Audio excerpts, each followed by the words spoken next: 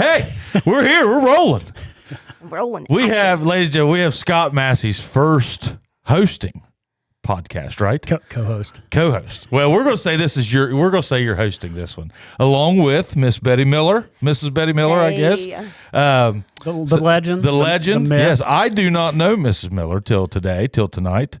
So I've heard about you before, but I do not know about you. You are a teacher in the local school system, and then this is your first podcast as a host. So I can't wait, because if you bomb this, I'm going to ride you so bad for a long time. I understand that. Yeah. And let's be clear that Scott has a notebook with a series of things written down. We have in nothing, them. do we? We have nothing. Yes. We have nothing. Yes.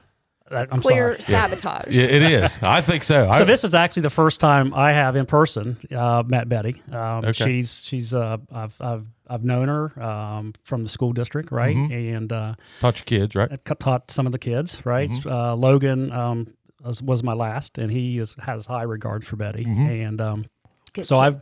I've exchanged emails with Betty a couple times about Logan, and but this is my first time, in person having a conversation with her. Good deal. Yeah. Let's get into it then. So what do you want to do? So I just kind of want to have a conversation, right? Okay. But I wanted to set up, first of all, kind of the introduction thing, with respect to how I first met her. I just want, because you don't have kids that old yet, and but she is amazing with what she does with the juniors and seniors. I've heard that. Just amazing. My first correspondence with her was because I actually when I sent her the email asking her to come on and be a guest, I kind of had to go back and find her email address. And it was 2019.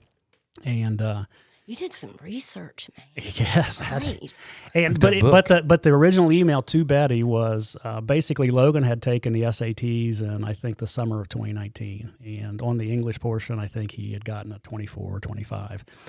And after a semester with her, right, he retook the SATs and he scored a 34. ACTs or SATs? ACTs. Yeah, my bad. And Scored a 34. Is that the highest? No, 36. 36 36 is the highest. But I mean, it was an amazing jump, and it was just after a short period of time. And I just, it was obviously that what she does has a You big must be an effective teacher. yes. Well, I'd like to think that all of our teachers in the district, it's a collective effort. Team effort. Ninth, from K through 12, and I just happen to get them junior, senior year, so Yeah. I'm just tidying things up a bit, Yeah, but the district in whole, I've told Phil this a number of times. You compare it to, I see other districts because of the business I'm in, and we got an all-star. We got some superstar teachers, superstar administrators, and they just do a great job with them. And then she takes not only the class, but then I think she engages them, beyond that as far as what they want to do academically with the rest of their career for those that are going to college, right? And we were talking here a little bit before we went on air, and I don't know. I've got a note. Have you ever kept score with kind of what you've done? Because You say keep score, you mean dollars of scholarships. dollars or I don't. Although I was asked not too long ago by a board member if I had a list of the kids who have been admitted to Ivies or the national scholarships, and I tried to go back and think, let's see, who did this start with? And but I mean, we just have such so many great kids at Jackson, not just college-bound kids, but I've been to a lot of other districts, and I do ACT tutorials, things like that, and I always come back and tell our students, you guys are amazing. I said, our community, I don't think realizes just how effective our teachers are, and we have a great administration.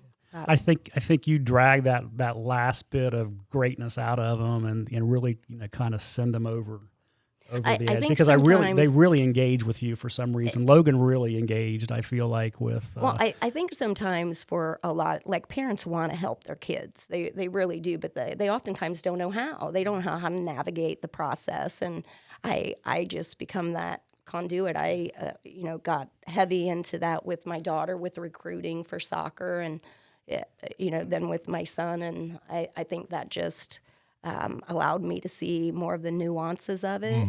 And anytime I think that a kid from southeastern Ohio, particularly Jackson, Wellston area, succeeds, I think that means we all succeed. It disrupts that narrative that Appalachians, are these backwoods people that, can't do these great things. And we're putting kids in Ivies, and we're putting kids at national scholarships and, at the top of the game, disrupting that narrative. And what do you do that you think where they latch onto that or they engage with you? Like, how do you challenge them to where they don't, shrivel, right? Well, they do. They do. What do you mean shrivel?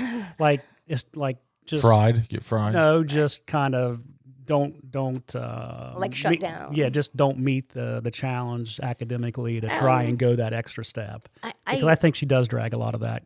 I am like, I tell my students that I always say, I ask one thing of you, to trust me. I said, there are a lot of classroom rules teachers will throw up. I said, I just need you to trust me and understand that unless you win, I don't win. I said, that's, I'm all in it for you. I'm not getting paid extra. Like, I wish I would. Yeah. Like, throw me a bonus if a kid gets into an Ivy or whatever. But Are you the guidance counselor? no.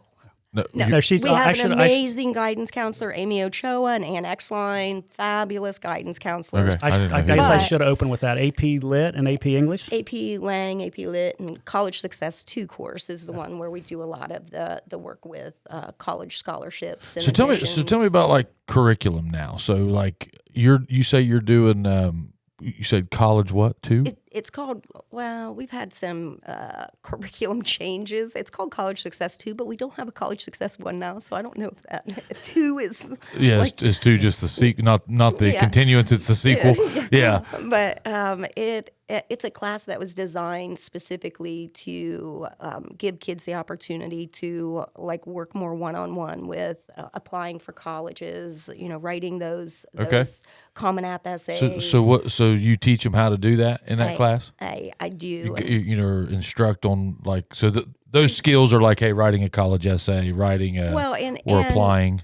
And, making them realize that, too oftentimes they think, I can't go to this college because it's going to cost too much money, or it's so far away. Like, what if I don't like it? What if you do?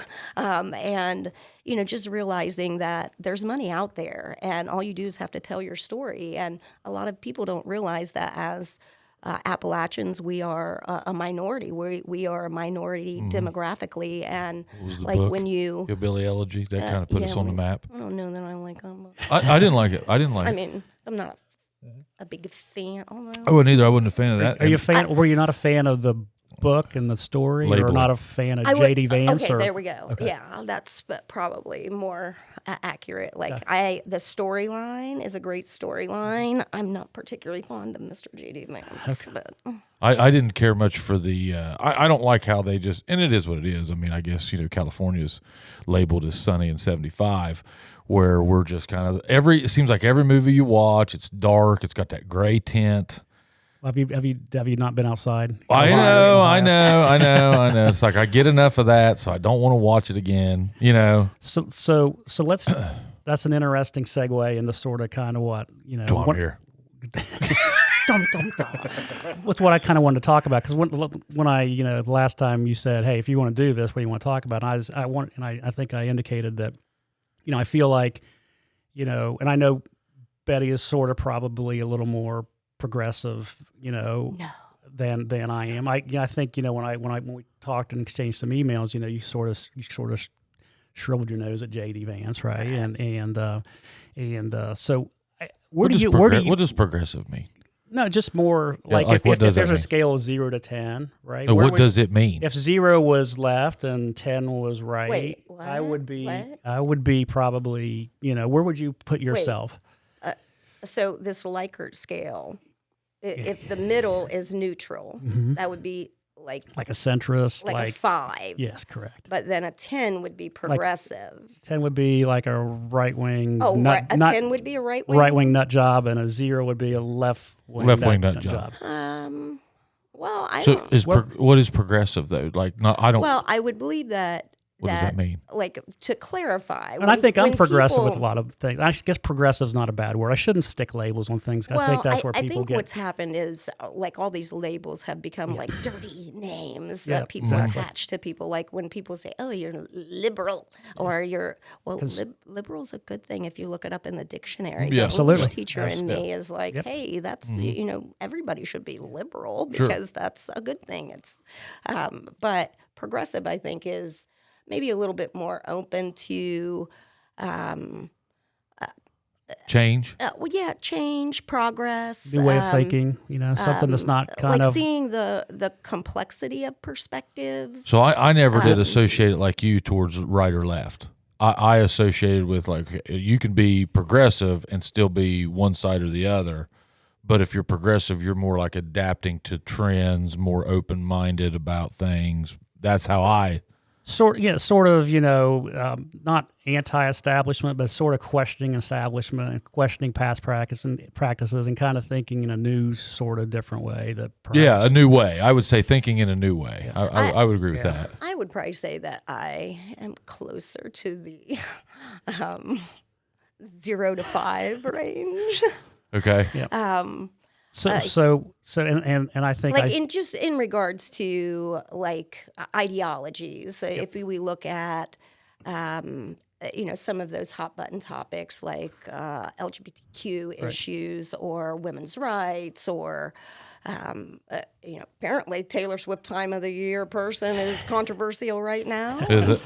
I'm out. Is it? Is that the new hot topic? Yeah, it is. Right now, Taylor Swift being the person of the year. I'm a Taylor Swift stan, and I will go to bat for her any day of the week. Yeah, I mean, so have you always? I mean, has that always sort of been your ideology, Betty, all the way from a younger age through your education, your college, your teaching, or have you kind of stayed kind of right there, or have you realized things as you've gotten older that have made you think, hey, that's how we've always done things isn't right?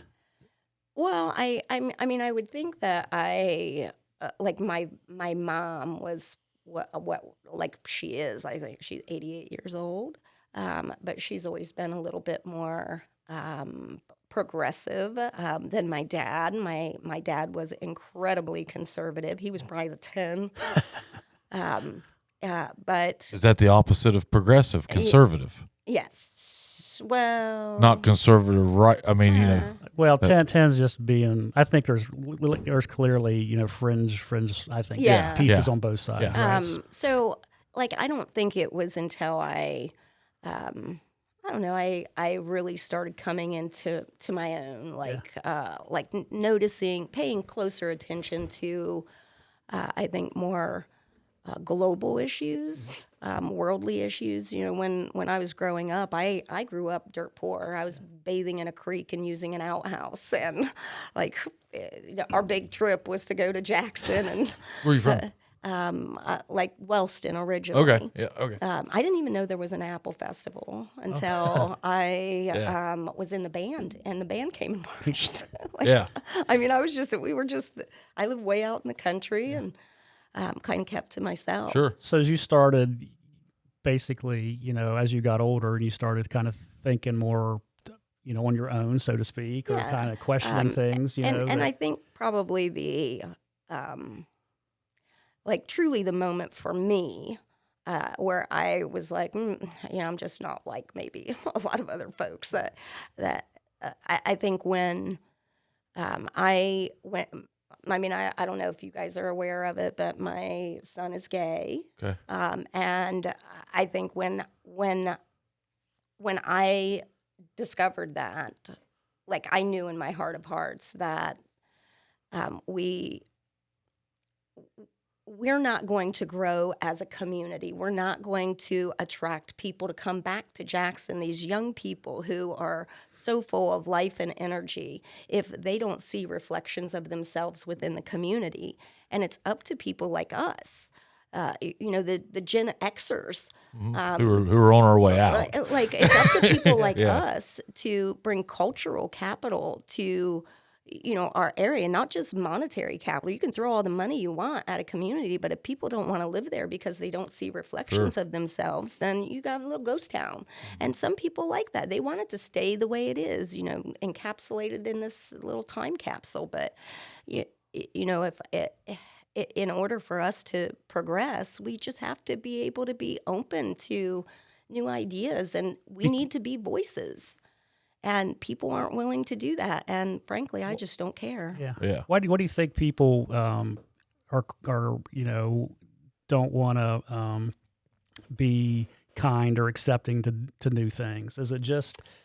I don't think it's that they don't want to. I think they don't know how to. They feel like if they let go of what they've always known, this over here is too scary. It's people like comfort. They like to be in their comfort zone, and things that challenge that comfort zone, it's scary. Yeah. I've noticed in consumers, I'm in the sales world, and I think consumers right now, like what would you call our parents, baby boomers or Boomers. My dad's 76, my mom's 70. Keep in mind, I'm one of those probably. I'm 60, so I don't know what. Yeah, well, the generation above you. Yeah. I'm 52. I'm 52. I'm 42. So I mean, what am I? Just a pup. What am I? A Y? My generation Y? No. What am I? Millennial? Am I an actual millennial? I don't think you're There, it's within a month, or it's within a couple months on my line. I was born in 81. Oh, you're just a pup. Yeah, that's the year you graduated, wasn't it? Jesus But graduated 89. no, but I'm saying what I've noticed is as far as consumers, and it's all kind of the same way, same thing that you're saying. Consumers want to, I don't want to say buy, but consumers want products that they've already made up in their mind work for them, whether or not it does or it doesn't. Okay. My dad and I had this conversation the other day. I said, and I wasn't even trying to sell him anything, but we were talking about his insurance. And I was like, well, what's the price on this plan? He was talking about his Medicare supplements. And I was like, hey, well, I'm not paying that. And I said, I didn't ask you, to buy it. I said, how much is that plan? Okay. And what is its benefits?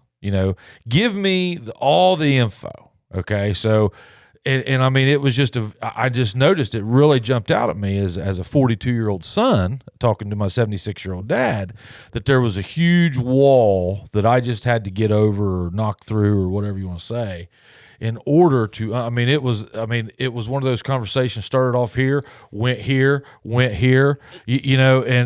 here was a tense moment. Not tense. I mean, it's me and my dad, but I'm just saying, he got all fired up and I was like, whoa. I was like, that's exactly how, I view, a lot of issues that I think could help our community grow. Even with something, like LGBTQ rights. You started at the high school, right? I did not start it. Well, as far as there's a club or something, there right? There is a student approached administration, and I think I was just the obvious choice. Okay. So what is there now? It's the GSA, the Gay Straight Alliance. Gay Straight Alliance, GSA. Is this a club? It's a club. So it's inclusive to any. It's inclusive to anybody. But what you were saying about that wall, I actually feel like on any, I think that could be somewhat politically divisive topic, that there's that wall. And, we hit it so many times that people just are like, whatever, and they back away from it. Yeah. They get tired, exhausted. But you just got to keep hitting it harder. Well, and it's like okay, you two or us three. I'm sure you're a teacher. We're both entrepreneurs, or we're both business owners. Okay, two totally separate jobs, correct? Yeah. Okay, as far as a teacher versus just he owns a construction company, I own an insurance company. I'm sure you said earlier. That's why I mentioned that you are liberal, right? Yeah. Okay. Yeah. So you said that earlier. I'm sure he and I could show you valid arguments about how the liberal group has hurt our business, and you would probably listen. Yeah. Okay. Because it's on a business side. Okay. Yeah. That's the thing. And she probably could show us how. Absolutely. How if we, as any business. But what I'm saying is, it's like, boy, that that frame setting era right there, like I mean our parents, and we're talking about how to adaption and all that stuff, but like it's like you and your guys' age group on down is willing to sit down and have that conversation. You're willing to have conversations. That was sort of the reason I want to try and get across is people that don't maybe necessarily agree. Well, and I'm not should be able to have a great conversation over a cup of coffee or a glass of wine or what have you. And what's like this Krampus and not end up hating each other. I feel like if we're at a point, society where it's almost a hatred if you don't. Dennis Reinhardt said critical thinking. I think we've lost a lot of our ability to critically think. That's what he said. Because I think we've lost sight of the fact that two things can be true, right?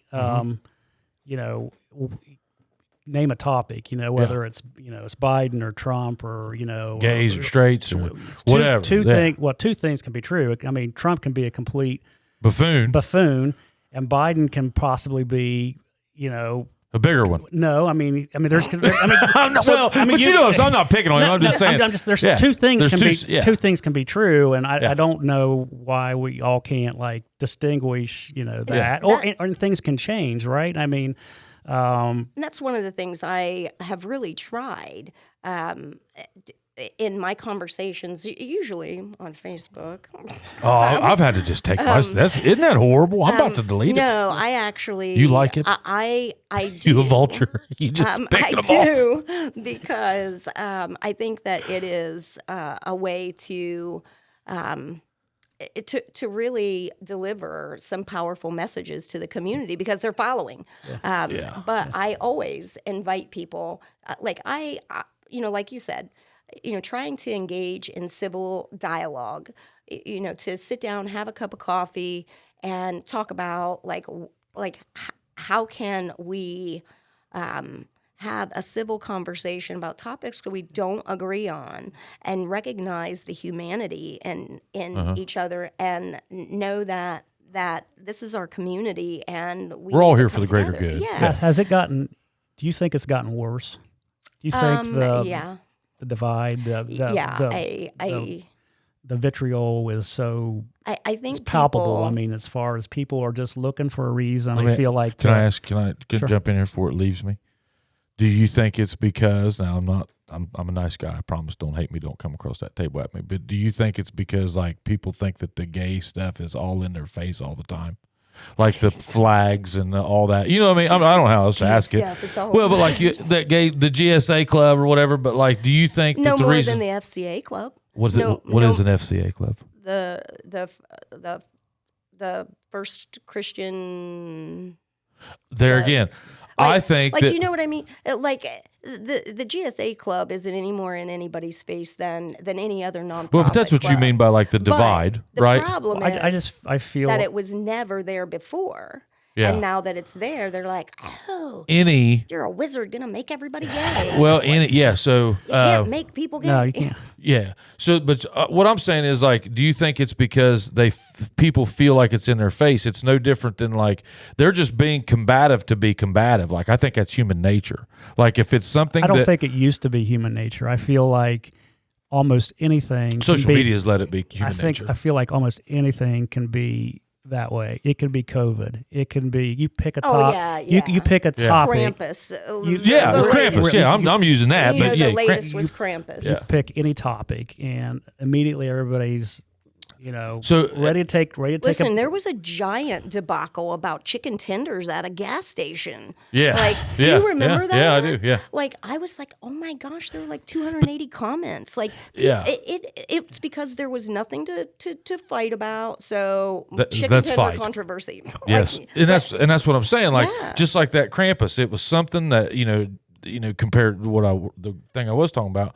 But Krampus was they'd never seen that. No. Okay. Nobody even knew what it was, right? I didn't know what it was. I've been celebrating Christmas 42 years. You know what it was? Watched the movie. You're the oldest one in the room. Did you know who Krampus was? I knew who Krampus was because I watched the movie that they made. Did you know who he was? I did not. Yeah. That's not about I guess I'm not wrong answers. I'm just not. Yeah. So, but you do now, right? Well, yeah. I mean, So now, just like Dennis Reinhardt was saying, now that that's been put in your face, you have an option. You can critical think that thing, and you can dive into it and study it and go figure out whether or not you want to hate Krampus, or you can believe the first guy that gets to your ears. Yeah.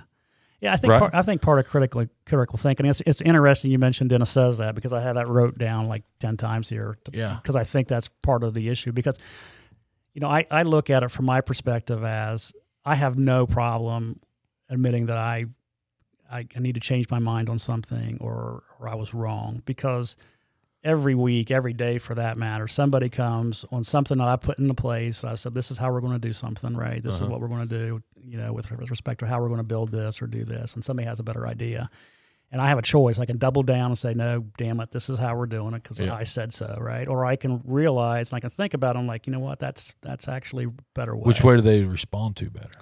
Huh? Which way do they respond to? Oh, well, they respond if you both find a solution, right? I mean, no one wants someone to say, no, this is how we're going to do it. I don't care what you think. But right? what do you think it truly means to be a critical thinker? Like, what kind of skills go into critically thinking? I always ask my students discipline this. enough to go look.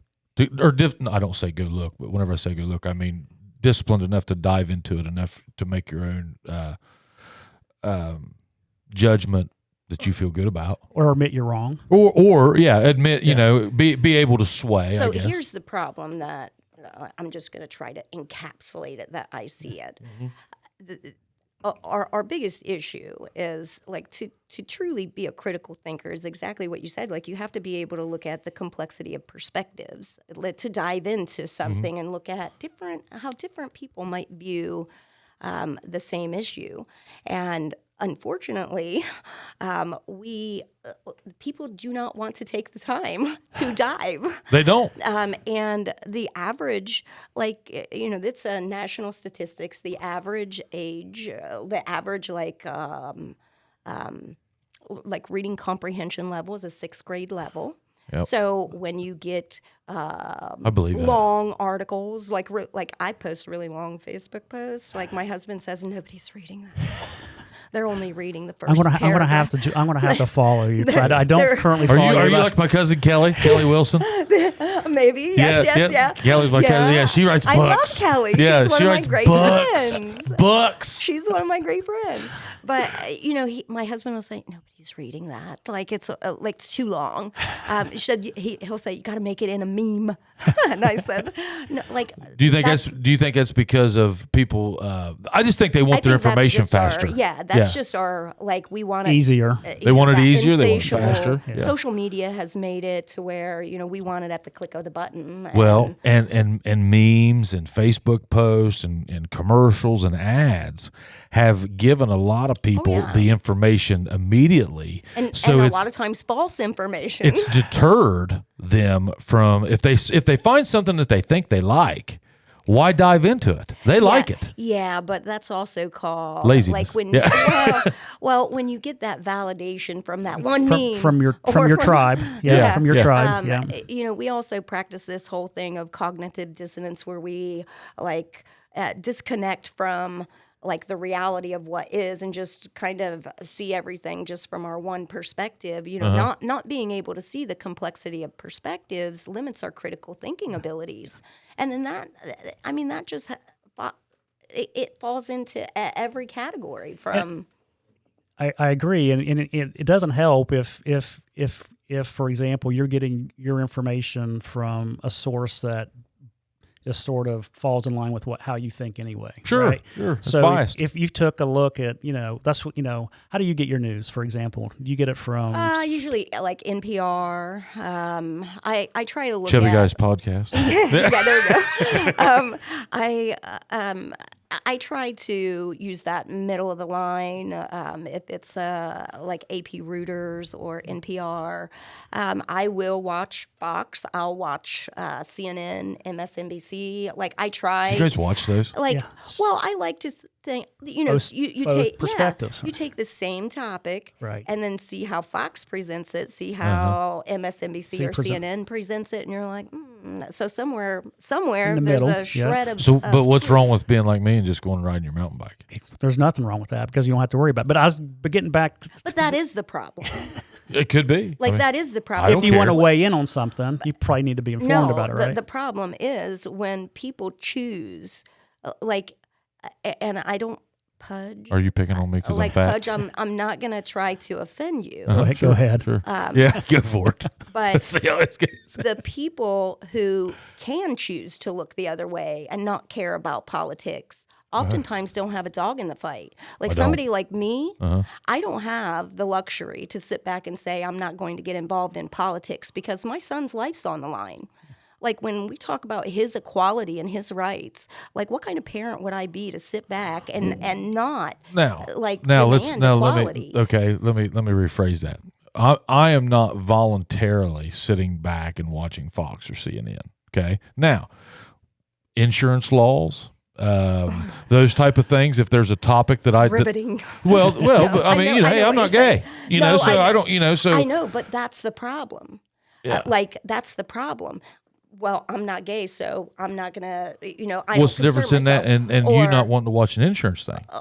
I mean, if like, I mean, is it like I follow news about things that don't necessarily impact me?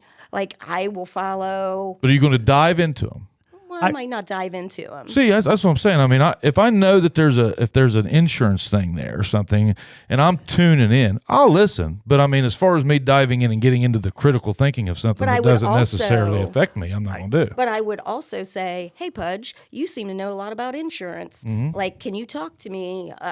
Sure. Educate me Absolutely. about some of these policies, or, if somebody, I've sat down a number of times with people who are anti-LGBTQ. Had coffee with them at Bob Evans or at the spa or wherever, and said, like, talk to me. Just tell me why you, Why, why. What do they tell? Why are they? Generally, it's biblical Religion? in religious. nature, and I think that's just a whole different. That's another. Yeah. whole different. Which is surprising because if anything, you would think they would, they would be kind and they would be understanding, and that would be the approach that they would take instead of. Well, now we're going back to that consumer we talked about. Yeah. Go ahead. I was going to say, it was interesting to hear you when I asked where you get your news, to have you indicate you try and balance it, because I think that's really great, because I'm kind of the same way. Probably Twitter is probably where I get a lot of my stuff. And That seems to be a hot one. and I try and follow. That's called X now. Yeah. Yes, my Yeah. bad. Yes. I don't pay attention to Twitter. So have an account, I but try and follow, different news sources. news sources, right? Because Betty's Which one's which? Which one's right and which one's left? Isn't that Oh, the I way- mean, you can. I try, I follow, CNN and Jake Tapper and. Now I've been following Tucker AOC Carlson. and- I know, is that bad? I think he's funnier than hell. But I try and balance Is it. I try. bad? It's Yeah. not. Yeah, I don't know. Where I- was he at before? It's good entertainment. He was at Fox before. He was but at Fox, I try and okay. try and get both sides of the story, because I think there's a lot of truth to what you said. There's a smidgen of something between Yeah. both of them. It's how they spin it. It's how they present it. Yeah. And it's their job. Yeah. Honestly, that's their jobs. If they're hired by a particular network, I mean, I would like to believe there's some shred of journalistic integrity somewhere. But when you're hired to do a job, I understand that they have to maybe put a spin on it. But it's our job as critically thinking humans To sort through it. Yeah, to be able to see through the bullshit. Do you think? And I didn't know. Should I Oh, you No, can you're cuss, good. yeah. You can You're drop an good. F-bomb if you want to. I don't work for Jackson School, so I don't care what you do. But to detect whenever they're putting a spin on it. And the problem is a lot of people, when words come out of, if it's a celebrity's mouth or if it's a politician's mouth, they take it, as, this is the truth. Yeah, etched in stone. That's what how it goes. So they don't bother to, to maybe be like, maybe I should research that a little bit. I don't believe I should take horse wormer. I don't believe you know what I mean? Like, do you think they have any interest in? Because here's sort of how I look at it. I feel like 40% of the people. I mean, if he's pulling statistics out, I'm worried. If like obviously Fox has a certain following, right? And MSNBC has a certain following, right? Clearly they cater. Fox is right, NBC's left, right? Clearly they cater to right. clearly they cater to a certain audience, Okay. right? Yeah. I don't think they have any real interest. And if 40% of the people in America are one way and 40% are the other way, that's a pretty big market share, right? If you had 40% of the business in Jackson County, or if Ford had 40% of the business of automobiles, right? That's a pretty huge share. That's a pretty big deal. Yeah. I don't think they have any interest, honestly, in trying to put forth a balanced product. No, I feel I like agree, they are catering to their people, to their fans, because Yeah. that's Yeah. advertising. but that's the world now. You have followers and you have fans. So like, why go to anybody else? You know, like-minded people. It's almost in my think it almost exacerbates where we're at anyway, because Oh, we're it does. already Yeah. we're already there, and now you've got both political sides sort of being catered to in the news by one sort of spin. Well, and when there's a seemingly monopoly on broadcasting, when you have these two divisive networks that are pretty much controlling everything, you would think hey, we could work together and bring for the greater good of our nation. That they're about money. They're gonna, it's just power play. they're about ratings and money. That's it. Yeah, whatever topic out there that'll get them more viewers and more followers Right. is all they're going to report on. And they don't care necessarily how controversial it is Right, because they're just looking for followers and viewers. And the more that goes on, the more we all sink into our tribes And just hunker, fire up. and hunker down. Yeah. Right. But what's really sad is, when we're watching it play out on national TV, we're very disconnected from it. But in reality, it's seeping into our community. We see it on Facebook or social media. Or So say it again. You're saying like if somebody watches that stuff, watches either one of them, and then it starts to seep. right. Their feelings start to. Right. Yeah, we just saw it. Yeah. With Krampus. Yeah. So then it starts impacting, whether it's, how people get along within the community, or, we saw the library just being raked over the coals. And that guy, and I got to say this, not to just keep busting on this Krampus thing, but I was very disappointed in the town on their reaction. I don't care. Shut it down. Do whatever you want to. But, I've went to school with that guy that runs the Jackson City Library all my life, okay? Went to school with him from kindergarten on. Roger Donaldson, Yeah, right? yeah. I'm telling you, that guy would never do anything to intentionally hurt anybody. He was just trying to bring something different. He if he would have thought he would have never done that. And, man, they attacked him. They went at it. Well, and I totally understand when somebody and this is, I think, exactly the kind of topic where you can take two very divisive ends. Those people who are like, no Krampus, and those people who are like, yeah, you Krampus. Yeah. And it could have easily been remedied with a conversation. Hey, everybody. I want to talk to you about one of our special friends and friend of the program, Geiger Brothers Construction. Man, those guys have been with us since the start. Scott Massie, even though we're kind of hard on you sometimes, we sure do appreciate your sponsorship. And guys, if you own a commercial business and you need some contracting, engineering work, anything done, give those guys a call. 740-286-0800. Geiger Brothers. Thanks. With a sit down. I'll do you one easier than that. That could have been remedied with just a smoother picture and a little bit of build up rather than the devil right in your face with that horrible picture right off the rip. Well, I just think that conversation, like if somebody, instead of just opening up a post blasting on Facebook, would have taken the time to, maybe talk to the librarian instead of posting it on Facebook first, Yep.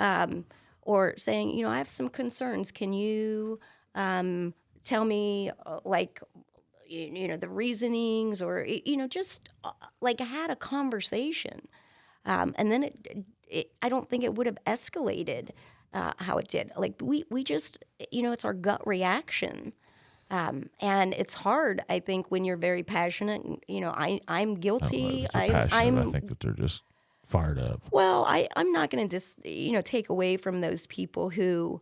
I think that they feel strongly, Very strongly. Yep. that this was something they didn't want their kids or their community or whatever exposed to. Like, I'm not going to take that away from them. I just wish it was approached in a different way, because in the process, well, it put a little black mark on Jackson. It is. Like We don't even like Christmas. Oh, yeah. A damn Appalachian, them gray skies. Yeah. But that conversation could have easily, I think, prevented a lot of the backlash that we saw, and it's unfortunate that our reaction is to fight instead of to sit down and have a conversation. But look at the process you just talked about instilling right there. You think all those people you want? I mean, name me a room that conversation could have been had in. Well, they're never easy conversations. They wouldn't have done it. How do you go about turning the temperature down before? Well, I think that you have to really look at because anything goes immediately from I just feel like it goes from 0 to 60. It's all about the presentation. How do we turn the volume back or the temperature back down and just be civil, right? You mean like on all topics? Yeah, I think anything like that. I think you really have to pay attention on how you roll things out.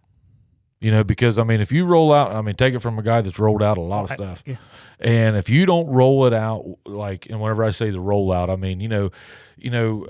I think no matter how you roll it out, someone's going to go right now, one way or the other. But if they can't, if they have nothing to do other than just learn about it. No, but I'm saying, okay, take the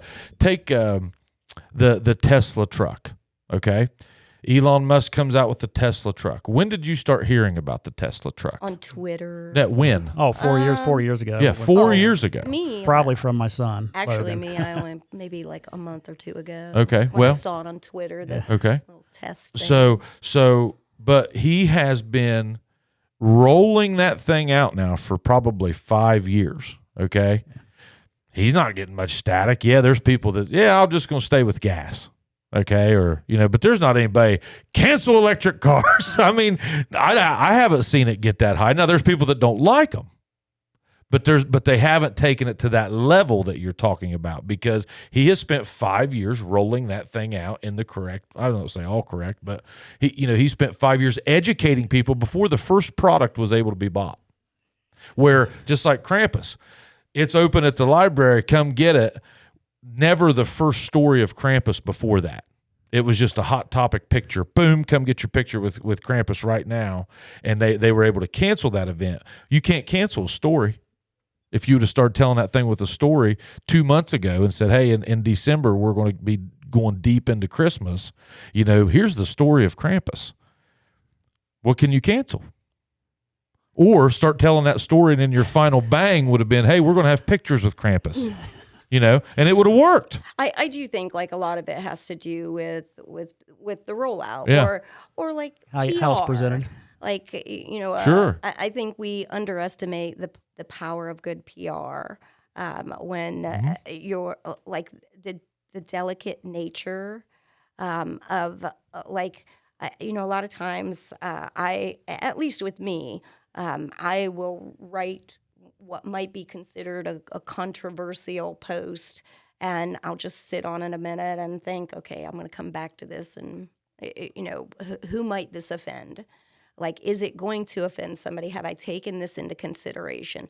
But I think a lot of people are like, post. Well, but if you're trying to make a point rather than trying to get, like information out there and then you get their point. You see what I'm saying? Like it's just an automatic boom. They're going to bring you to that combative space. But I think, I mean, if she's taken the time to kind of consider the nuance to it, right, and make kind of a lot of the responses probably don't have that consideration back. They probably don't take the time or the consideration perhaps before they come right back. I feel like societally we just come right back hard. Yeah. And I think, people, it goes back to that inability to see things from a number of different perspectives. That something that might not be offensive to you could be offensive. We don't know each other's stories. Right. You don't know like that. And that's the one thing I tell students all the time. Like everybody has a story and, everybody carries baggage or everybody, has things that they struggle with. Some people are, more freely talk about it or they handle it or carry it better. It doesn't mean that it's not heavy for the person who, seems to be doing fine when we take time to like really think about that. Like that story that's in everybody and giving each person a chance. Like I think you approach things differently. And I want to say empathy, like have that element of empathy that maybe we think we have, but I think we continuously need to work on that skill. Don't disagree at all. Do you think social media's made it worse? I mean, absolutely. So 20 years ago, you would have you may not even had the conversation, right, with somebody, or you would have had it like we're having it now. Mm-hmm. But now there's 400 people or however many. Wellston was cutting edge. We had a column in the Wellston Times Journal called Teen Update. Okay. And did you really? It was scathing, like all the gossip. Was it? Oh, yeah. I don't remember. It was great. But they put people on blast. Did they? Was it like the modern day topics? Oh, yeah. Was it? Oh, yeah. But like I do see what you're saying. Like social media has, I think, made it very easy to be a keyboard warrior. Right. What are you seeing in school with these kids? As far as are you seeing kids like being very vocal? What? The kids are better than we are. Amazing. Yeah. The students. Maybe it's because they're. It's because they're young. They are. They're a tech savvy generation. Oh, absolutely. Yeah, but and they haven't been burnt. I mean, they've really never starved. I don't mean that bad, but like they haven't had to get out there. I know what you mean. Yeah. But they are very. They get taxes. Like we are accustomed to. I think getting our information a certain way. So like podcast. Mm-hmm. Like my daughter listens to podcasts all the time, and my husband would never listen to a podcast if I didn't introduce it to him. Sure. Because like that's just our age. Right. But these kids are they have easy access to information that our generation never had that accessibility to. So they are, I think, more educated about global issues, and they see all the information on Twitter. Even if it's just headline news, they're aware of stuff, and they may not agree or disagree, but I think they actually at least know there are multiple perspectives out there, and I think that this is why I say this is such a great age for them, because they can develop.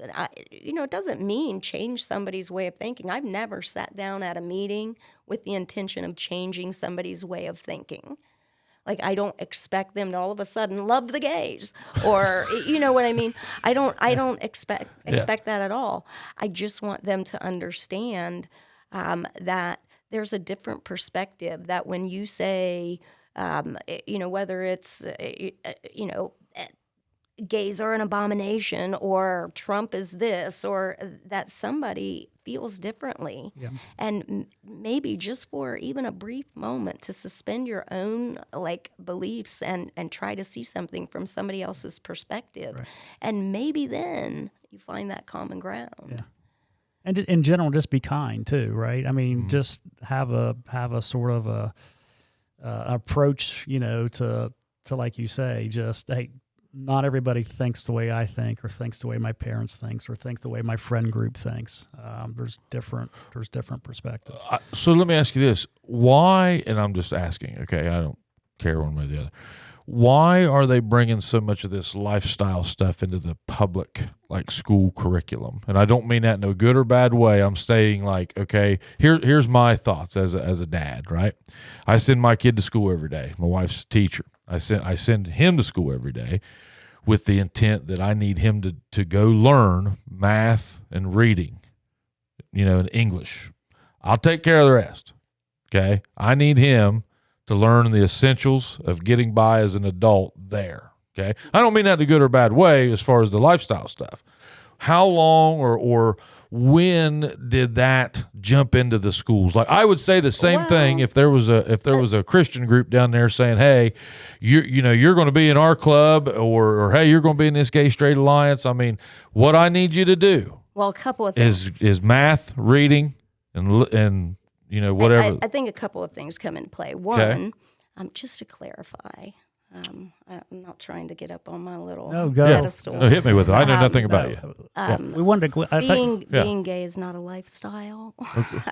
That's not a lifestyle. When did you decide to be straight? When? At what point in time? Well, no, but when? But you know what I mean. It's not a lifestyle, and that's you're going a different route here. No, part of the dialogue has to be that. You have to meet kids where they are. Like every teacher knows, you have to meet a kid where they are. And like I can stand here and teach you how to write an essay, but if you are not willing to share your story about the things that like define who you are, or if you're not, like if you don't trust that teacher that they have your best interest at heart, then it's that wall that you talked about with your dad. So, part of my job is not, I don't care if somebody's gay or straight or black or white. So what does that club do? It allows kids to feel like they have a space, just like any other club. It allows kids to feel like they can walk into a room and nobody cares if they're gay. Nobody cares if they're, sure. Sure. What other clubs are there? There are tons of, like Leo's Club. Leo's, what's their stick? Leo's is a great community service organization that helps you'll soon, in the community. You'll soon find out. We have all kinds of nonprofit, like volunteer, like So, but those are kids can start. Yeah. Honestly, is this a volunteer group? Oh yeah. So like you guys have projects and. Oh yeah, we do a lot of community service-based projects. Okay. All right. I don't know anything about it. That's why I'm asking. But I mean. Kids can start you can start a Taylor Swift club if you want, or you can in the schools. Sure, yeah, absolutely. Yeah. There again, I feel like, hey, math and reading. No, this is extracurricular. This is not. I get it. This is not I'm totally with you. But now, when you're talking about in the curriculum, like you're talking about, why are they putting gay stuff in the curriculum? Why are they putting Leo stuff in the curriculum? Well, they're not. None of that No. is in the curriculum. What's come under when do you fire? go to this club? That's after school, or on the weekends. Yeah. Like what's I think been in the news a lot in politics is that they're like, let's ban all the books that talk about gay characters, or let's ban the books that talk about anything politically divisive. But the problem is that we go back to that one thing I said. It is important for young people to see reflections of themselves, and sometimes you may not like it, or a community member may not like it, but if if a kid is gay and they see a reflection of themselves in a character in a book, that validates their existence. 1 in 4 kids will struggle. 1 in 4 LGBTQ kids struggle with depression, with suicidal tendencies. And can you, like, one supporting adult changes the trajectory of that. So if that happens to be that they find a book that character's in, like, you can't make somebody ungay. Like you can't turn them gay. You can't make them ungay just by taking away. Society's kind of done that in its own way, though, because like you see a lot of people that are bi, or it's in the LGBT. No, I think what it's become, like with the advent of social media, Facebook, Twitter, all the other social media apps. It's just become more prolific. It's always been there. Oh, you it's just always haven't been there. Seen it. Well, and you're seeing it now. Like I can give you a handful of examples right off the top of my head of people that I know that have went same sex back to heterosexual sex, back then go to same sex, and I mean they're just kind of all over the board. So I mean that's the thing where, like you say, you can't unbe gay. Well, it's kind of in our faces that you can. Well, I'm not, like, I'm saying that, like, when you talked about with the curriculum and just teach, reading, math, science, history, that's fine. But when we meet kids where they're at, like, You're saying you're using it as a technique, or it's being used. No, it's never something that's talked about in the classroom. It's just a way for them to relate to kids to get a lesson across. It's not in the curriculum. First, let's clarify. It's not in the curriculum. Yeah, and I'm using curriculum in a loose term. Yeah. The idea that these kids come to school, like all kids, doesn't matter. Gay, straight, black, white, whatever. They come to school and they're all navigating. In being an adolescent, you guys remember what it's like. It's hard. It's brutal. And then you Rough. have all the pressures of, academics or athletics or, just navigating adolescence, guy-girl relationships. Oh, yeah. What I want to be when I grow up. Pressures from, and then on top of that, they deal with stuff going on at home. Sure. Yeah. So, when kids come to school, they have all this baggage. We have to meet them where they are. Why do we want to make it harder on them? Well, so are you saying the goal, and I guess this is as easy as it gets, is the goal to get that kid out of there with a high education? Oh, absolutely. I think that's a goal for every kid. Okay, yeah. And are these clubs, Leos, GSA, whatever there is, are these clubs in force to help promote higher education? Oh, absolutely. There's no question about that. Okay, that's my point. And these clubs don't take place during school. It is after school or okay. Like I didn't know any of this. Yeah, it's not anything that happens during school. Okay. Yeah, I mean, I have no problem with safe spaces or any of that stuff. I'm cool there. I'm just saying, like, I didn't know what that club or what any clubs in that. Whenever I say lifestyle, these clubs are critical to our community. Well, but I'm saying any of those I call them lifestyles. Leo, you say a service-oriented club or any of that stuff. There's leaders in each club. I mean, it gives them a sense of. I mean, they truly. I mean, investing in their community. Exactly. I mean, and I just didn't know, where that really fit into the public education system, because I truly look at it with my son as, hey, I need you to go learn math and reading.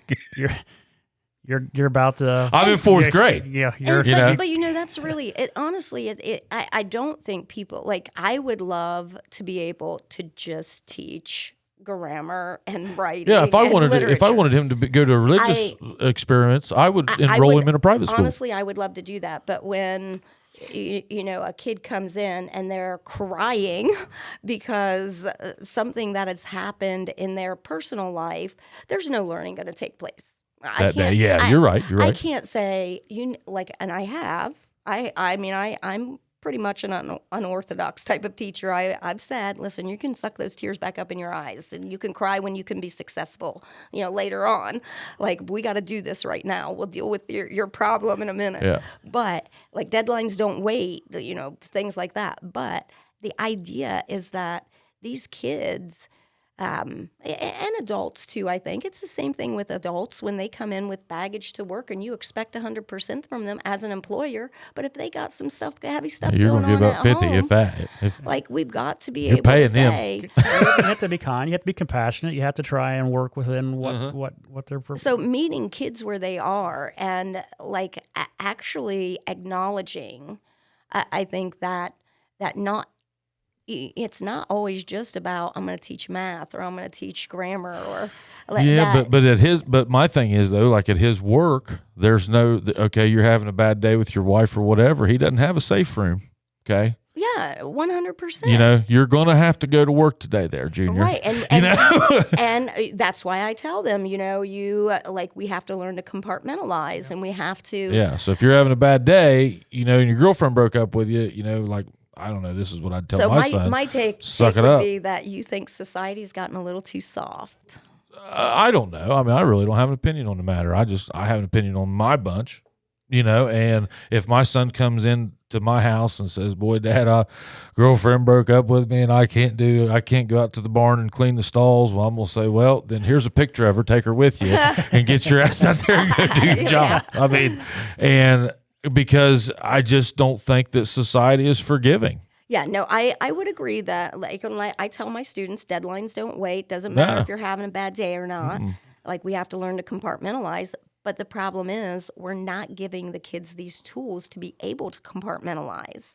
Like, Something's taking it away. I don't know what it could have been. We're not giving them the ability to be able to say, okay, this is not going to be like end all be all. Like, this might be a bump in the road, or I might need to take a hot minute and get myself together. But like, giving those kids the ability to compartmentalize or to be able to like suck it up and well, I mean, if you lose a family member, for example, the world gives you bereavement days, right? They give you 3 days for internal or 3 days for external, 5 days for internal, something like that. It's interesting that you should ask that. I just had 2 bereavement days. Yeah, okay, that's interesting. So, but what I'm saying is, there's a prime example of, hey, there was things in place for bad days. You lose a family member, that's a bad day. Your girlfriend breaks up with you, that's a bad day. But you lose somebody you love, that's a bad day. And I just feel like, I said this on somebody else's podcast too about the celebrations. I think that we're over celebrating and underworking. Like, we're seeing a lot in this community anyway. You're seeing a lot of major celebrations for the same old thing, and it's like, hey, when are we going to get to when are we going to raise the bar here? When are you going to? But they don't want to raise the bar because that means somebody's left out. And then jump in the game. I'm not a big fan of the generation of participation trophies. Yeah, I'm not either. Yeah. I don't like the idea that everybody. Like, I remember back probably around the time Logan was in school that I wanted to start an ACT 30 club, and probably couldn't do that because then you'd make fun of the dumb kids. Well, we'd have to start, we'd have to have like a 20s club too. And I said, I don't want to celebrate mediocrity. Yeah. I said, I don't want to make people think that mediocrity is great. I said, when you water it down and then people become complacent, they don't strive for that excellence. Mm-hmm. And they said, yeah, but it's going to cause a lot of people to so what? Yeah, tough. Like, you don't. Then they should do better. What's your take on? I think a lot of universities are kind of moving away from the standardized testing, ACT, SAT. What are they using? Again, they're just essay. They're just are they? Yeah. They've sort of abandoned. I mean, a lot of universities. I mean, they're more than I do now. Actually, primarily going off essays now. So they're not taking a look at how long test of it. scores. I mean, like if you wanted to get in Duke or give me a Harvard. What style of an essay would you need, or how long? Give me an example. I mean, the essays for the Common App are 650 words long, and that doesn't seem like a lot. That's about a page and 3/4. But it's more of a holistic approach when the colleges look at it. So we're talking, I always tell kids, Give me an example of an essay. What do you mean? Whenever you say holistic approach, are they look obviously they're A probably holistic approach. They're going to look at the things the student has done throughout their 4 years of volunteering, high school. leadership, And I will tell kids, like I used my son as an example. He went to Columbia University. It's an Ivy, and that has less than 4% acceptance rate. Over 50,000 applicants a year, and only a couple thousand are accepted. When he said he wanted to go to Columbia, to an Ivy, then I said, you're going to have to do things that other kids haven't done. Like you're going to have to create spikes. Like some people have innate spikes. Yeah. We are, as a demographic from Appalachia, marginalized population, like demographically. But I said, you're going to have to do great things. These are people applying from all over. So like, He was president of every club at Jackson High School. That wasn't going to be enough to get him into an Ivy. Yeah. He had a 4.0. That's not enough to get you into an Ivy. Yeah. He had a 33 on the ACT. That's not enough to get you into an Ivy. Like you have to show an academic curiosity outside of the normal school day. You have to do all these phenomenal things. So in your essay, you have to encapsulate all of that into 650 words. In 650 words.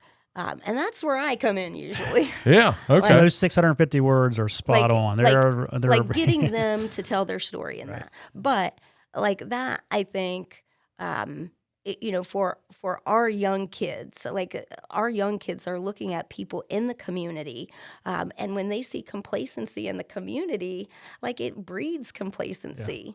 Yeah. So what? With the absence of the standardized, do you think they have chosen not to use standardized testing because of why? Are they trying to? Well, I think part of it was COVID. Initially, COVID created a lot of problems. So they, said, okay, for 2 years we'll do non-testing, but then they decided, like unorthodox as I am, I'm probably a proponent of standardized testing because I believe it's a great equalizer.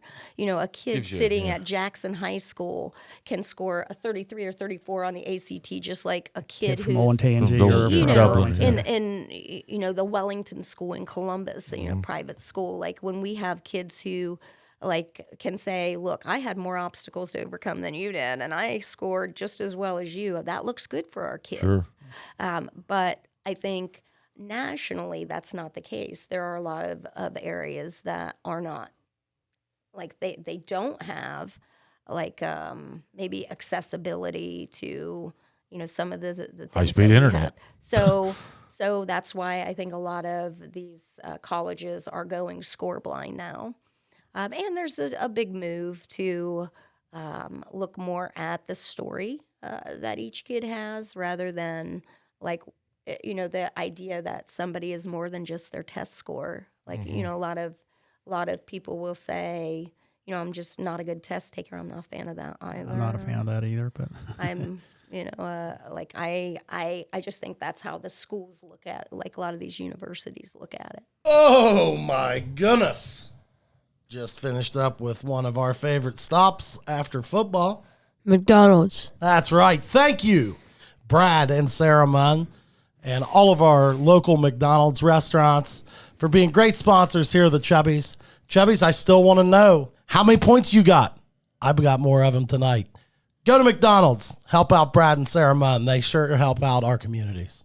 Thanks, Brad and Sarah.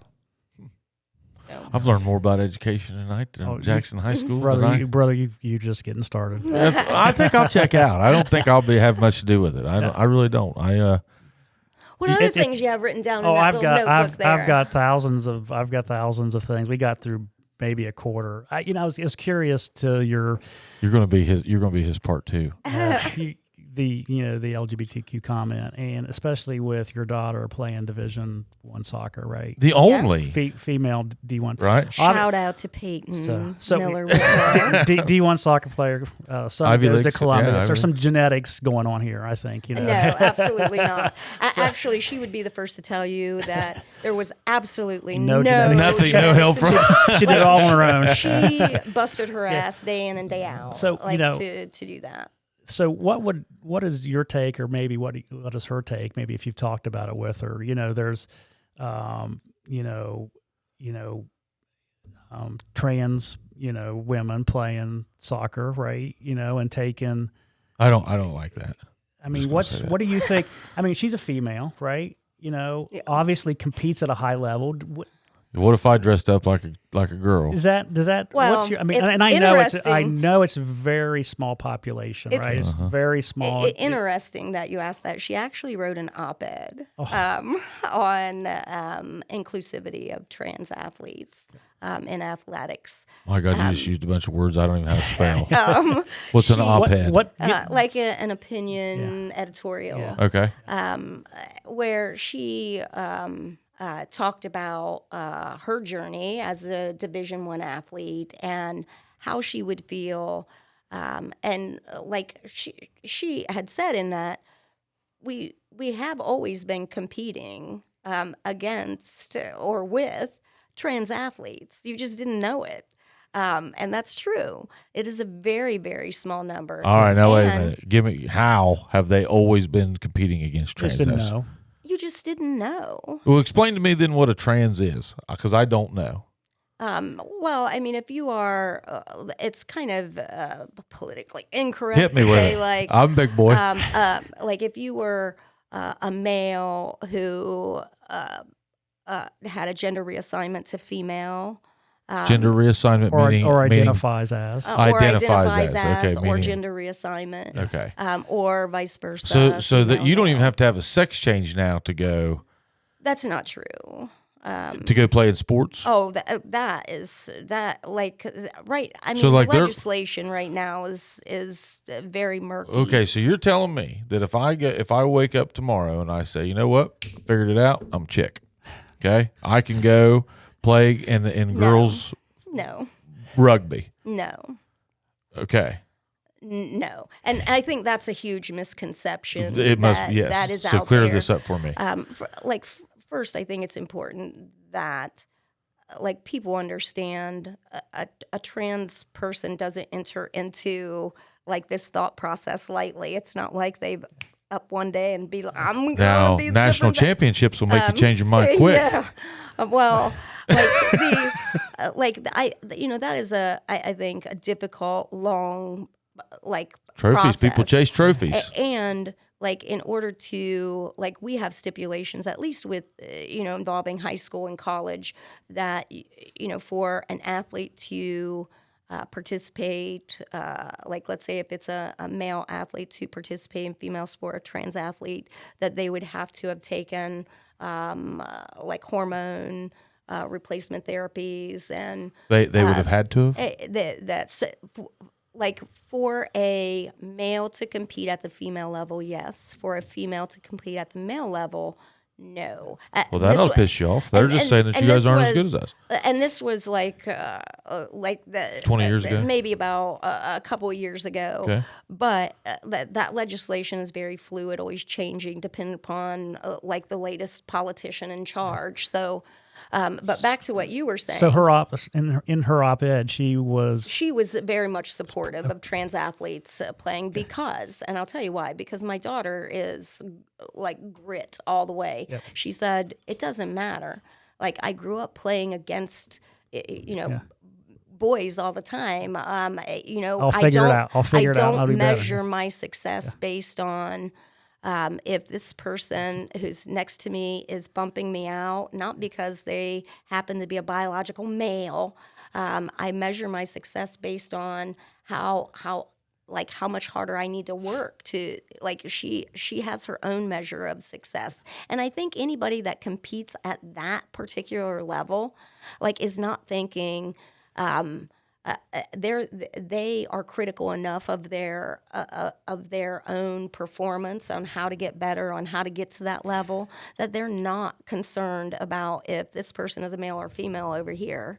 But you could see the same point from somebody that perhaps was a Division I athlete. I think you probably have seen Riley Gaines, the swimmer, right? Yeah. So I understand her position, right? I mean, I think your daughter's position is one, but it's just an equally Well, with Riley Gaines and with swimming, like a lot of these athletes, trans athletes, have had taken like hormone replacement therapies and that would decrease their level of testosterone significantly, like below even the level that a female would have. So like any edge that the competitor might have is gone. And there are some women who have naturally higher levels of testosterone that if they were tested, if you were to test them, it would come back like, oh, that's a trans male because they have these excessively high levels of hormones, but they're naturally produced. But you can see, I mean, I think they're both equally valid points, right? I think both people have, I mean, your daughter has a valid point from her perspective, and I think there'd be other females that obviously that don't. Right. Perhaps, No, and those are two. And I see how how one might look at it and say, well, there are just going to be some innate advantages that somebody who was born biologically a male would have competing against. You guys have two good hearts. These people are going after. Some of them are going after the trophy, like they are doing it. Just you know what? That's quite honestly, I can't believe that a person who is a trans athlete. I don't believe that their primary target is a trophy. I think they love the sport. I think they want to play. Okay, look at men's sports. You do not see many gay men in those sports, correct? Oh, I think that you don't see them. I think they're there. There you go. And you know where they know that they can go be a trans? Women's sports. Well, trans is both male and female, but well, no, but I mean, you didn't talk about any women going to men's sports, but we're talking about men going to female sports. So I'm saying they say they get that in it. I'm just using NFL. No, NBA. I know what you're saying. saying. So you're going to the NBA locker room and you say, well, I'm gay. You don't really see it here that much, but I tell you where you can go see that, where this is going to be okay. I'll just say I'm a trans and I'll go over to the. Yeah, I don't think somebody is taking on that task. I just don't agree with it. I think that men should play against men at that level. I mean, there is some of these guys are massive. I mean, it's a safety thing. Well, I mean, I think you can argue this both ways, and I think there's really valid points both ways. I just can't believe we can't figure. To me, give them our own leg. We can't figure it out a little bit better than what we have. Because it is all over the board. I mean, I think that part of it has to be the education about when, like, I think people do assume like, oh, I'm just going to wake up and decide I'm going to go compete in women's soccer now as a man, but that's not how it would work. You would have to go through hormone replacement therapy that would decrease your levels of testosterone. But see, that's all tests that can be manipulated. Look at Lance Armstrong and everything. You could take a blocker on there. There's so many things between the testosterone and the estrogen. But I also believe that's not the primary. Like that's like. They just want to play the sport. So you know what my recommendation would be? I'd put them all together. A trans league. A trans league. Let's see how many of them you get in. I mean, didn't we try that once before a long time ago when we had the African American Baseball League? We put them all together. Is that what? No, I don't mean that because then you're not really like you're still you are creating discrimination then. Like if you say let's do a trans league, like that's creating discrimination. Yeah. Well, yeah, because there's men's and there's women's. That would be nothing more than going backwards in time. So we did sort of Title IX, right? Which was the female version of equal opportunity, And now, I just feel like there's, and again, it's very small. I mean, percentage. I mean, but it gets a lot of. It's a hot button, right? For both it's like the left, 0.04%. Yeah, it's like the left and the left and the right's hot button is they take something that's not very common, but it's super We just had the girl win the person win the Olympics or whatever it was. What it was the it? NCAA swim. Yeah, Swim team. Yeah, and that was a trans, right? that's correct. I mean, That was the swimmer that I was referring to. that's Riley Yeah, Gaines. Yeah, that's Riley. Okay. But anyway, I just I see what you're saying. Is we this issue, whether it's trans athletes or drag shows or whatever it is, like it's such So a small. like when we think about the things going on in the world or in our in our nation, like why are we fixating on this wee tiny issue? Okay, because it gets a lot of but there again, we talked about presentation. We talked about rollout. Okay, so let's just say you're getting all this opposition from people that don't like the gays or all that stuff.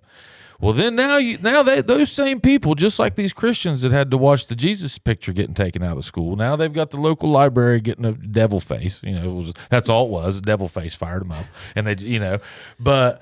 So now you've got all these people that, they're like, well, yeah, we'll do this. Well, now they got to watch and they got to see this happen in sports. Okay. So you're just hitting them right in the face every time. And I mean, that's just timing. Well, but I'm just saying, but I mean, honestly, I think it's much easier to, I'm not hating on them. They can do drag shows. I'm saying I know what you're saying, but like our big concerns obviously would be things like the inflation, the economy, the Ukrainian war or the Palestinian-Israeli conflict. Like these are the things that we should be talking about. But the average person does not care about. I know I say that. I didn't know who Riley Gaines was. Like the average person couldn't put their finger on Israel on a map. The average person isn't going to be able to tell you how, what is GDP and inflation, but the average person knows what drag is. The average person, you know what I mean? So it's easier to get all pissed off about something you at least get ratings and get because if you try to have a conversation with somebody about inflation, nap time. Oh yeah, yeah. You know what I mean? So it's about their insurance. so those juicy topics that tend to be what the media eats up just happen to be the ones that are like such a minute population. Yeah. I guess I'm just saying, the reason that people get so fired up about them is because it's always seems to be in your face somehow. Like it's always. It's in your face because they're putting it in your face. Yeah, they're putting it in your face. Yeah. And for a reason. Yeah, to keep you fired up. Yeah. And I don't know. Like I think there are things that seem somewhat common sense to me. That you just be courteous or kind to people just be or kind. respectful. That we seem to think if it's not this way, then it's wrong. Then it would be a neglectful duty of our society or something. But then it's wrong if it's not their way. Yeah. What else you got? I got a lot, but I know we're kind of on a. I wanted to end just something kind of comical, not comical, but I just think it would be funny. I was gonna say somebody's name, and I wanted you to give me a one word response. Oh, this could be fun. Like So- you're and gonna you do a could- series of these are all people's names, right? okay. And Would you say plus or minus? you could? No, I want you to give me a One word phrase. Yeah, give me a descriptive. Like if we comment. said Taylor Swift and I said icon. There you go. That's what I'm Legendary. After. I'm just after, and you can kind of pause and think about it. Can you name a Taylor Swift song, Scott? Oh boy, I'm not real good at that, but I'm a fan. I would have especially thought you now would that have she's been a big dating. Swiftie. Now that she's dating Trevor Kelsey, I think that's Travis. that's a great Travis Kelce. Travis Yeah. Kelce. So you Nice can't, football you acronym can't there, name Chief. a Taylor Swift song. Shake it out. I don't. Shake it off. Or shake it out off. Yeah. I can sing along to them. I just don't. Let's hear you belt out some T Swift. You got the guitars up here. You can sing it at the next. Okay, continue. People are probably talking about Taylor Swifting. Elon Musk. A word? One word, Betty. One word description. Baffling. I'll buy that. Okay, I hear you. Vice President Harris.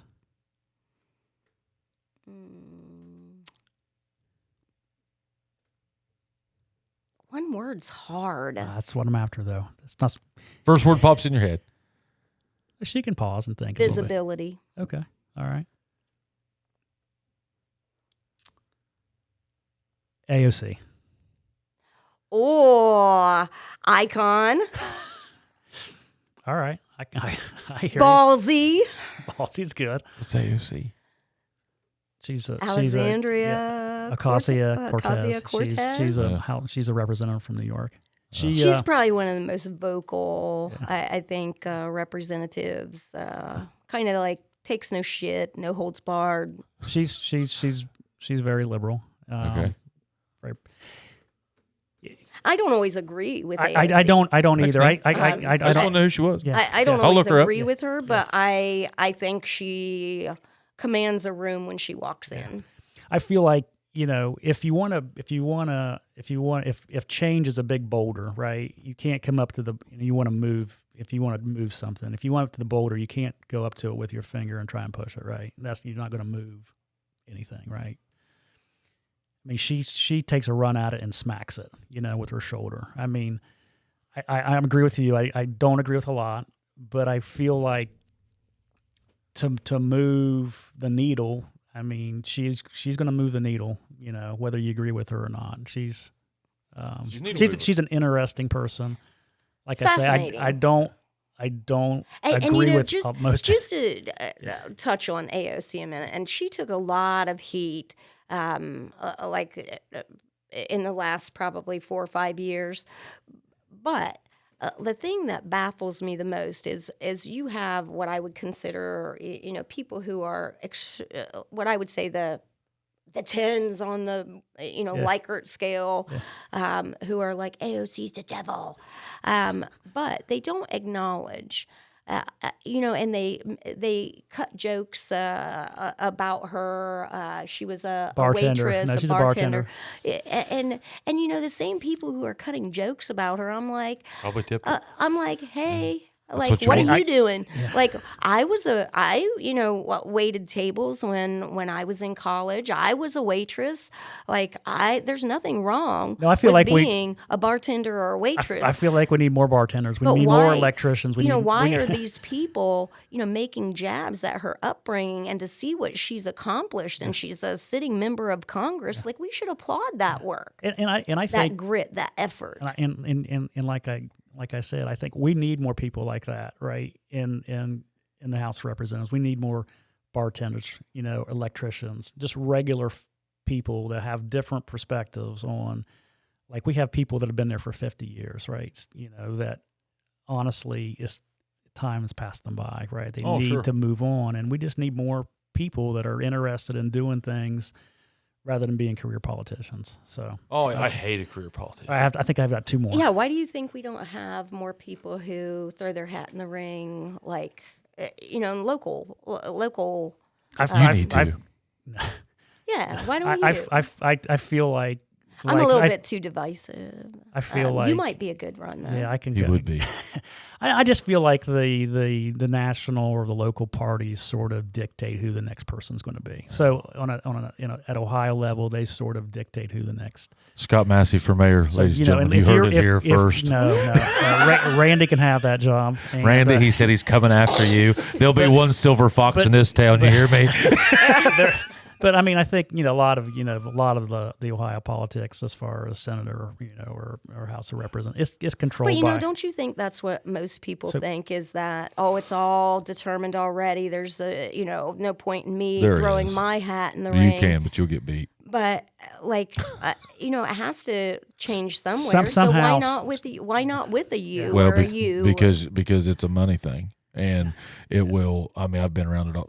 For it's heavy. So if you can overcome it. You can, but boy, you've got an uphill battle. Yep. I mean, because it turns into a money game. And you saw this in the recent election. I won't mention any names, but you had a candidate that was from here. and she was running, good friend of mine, and she actually got death threats at a state level. I don't know if you, from her opposition. Wow. And it was a money thing. Yeah, because, money, you're in those millions and millions of dollars jobs. I mean, that sometimes that's a political deal. Yeah, now, you're more into I could see that. Yeah, like, you're more into the engineering and the trade of it. like but, the super PACs that come in and fund yeah, campaigns that's right. and things like that. And you're seeing this right now with issue 2 in the marijuana. I mean, I'll be real anxious to see. They already came out last night and Want to change the rules. and they went and changed the rules, and all that boils down to is somebody didn't like where that dollar was going. That's all that boils down to. There's probably somebody that's never smoked a joint in their life made that call. Seriously, that's the way it works. Yeah, I did see all the stipulations right, that yeah. they are now. Instead of 12 at 6, but it's during the flowering process, not the germination process. And it was like, I think they said, what they say, it's going to cost $400 for like a wee bit. Like there were all kinds of these determinations they were putting on. They can try. And that people can't cultivate it at home. Yeah. No, you can. No, that was one of the things they were trying to put in place. One of the things is but they didn't. Then they took it from 12. It was 6 plants per adult, and they took it to 6 plants per house. This is something that he's read up about. Yeah, I'm excited about this. I mean, it's He's a done hot his button he's done topic. his he's done his background on this. Yeah. That's a It's a hot topic.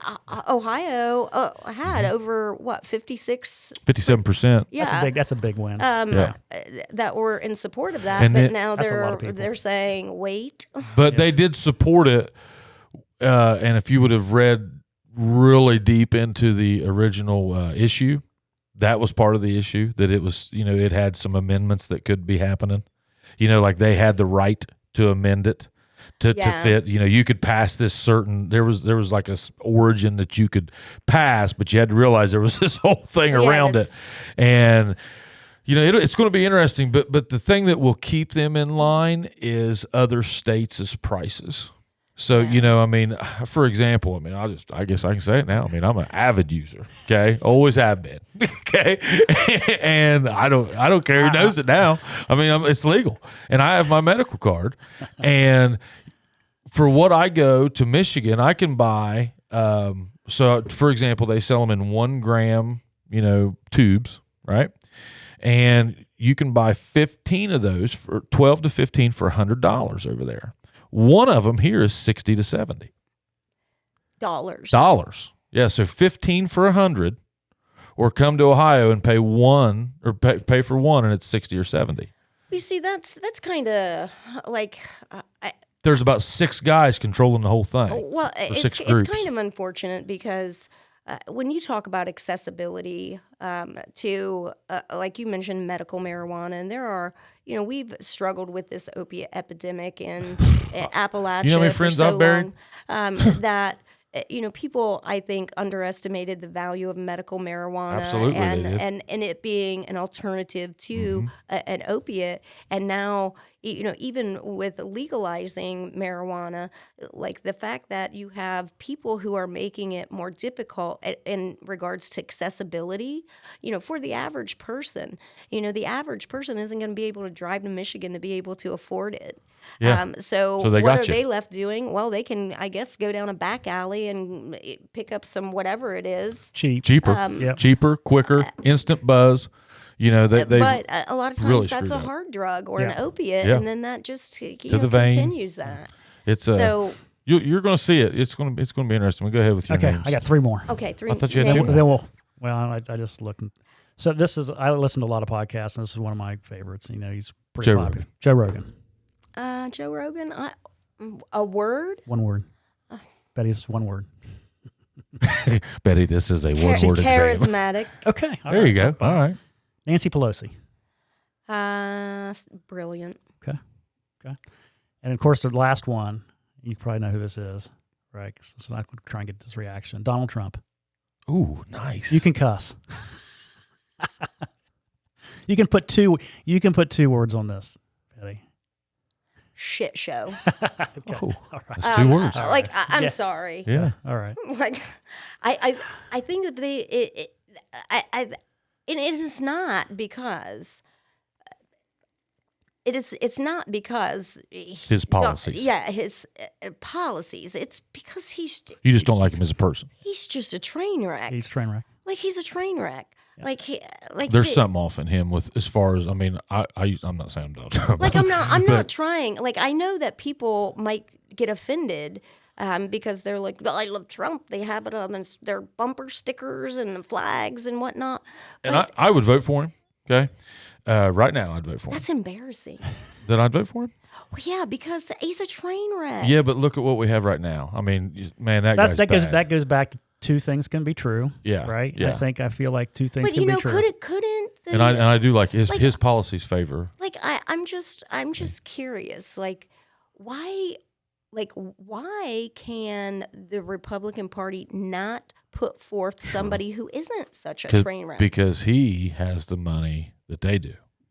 Like, he doesn't have. I don't know that. I don't think it's that as much as it is just Do you think it's the following? following. Well, Yes. and he's got and power. I would suggest the same thing. Why can't the Democratic Party like put Liz Cheney, for example. Liz Cheney. Okay. Like thoughts on her? One word. I'll go back with baffling. Like Liz Cheney, is a Republican. Is that Dick Cheney's wife? No, that's his daughter. Yeah. I think that she would be a nice alternative. She's probably too middle of the road.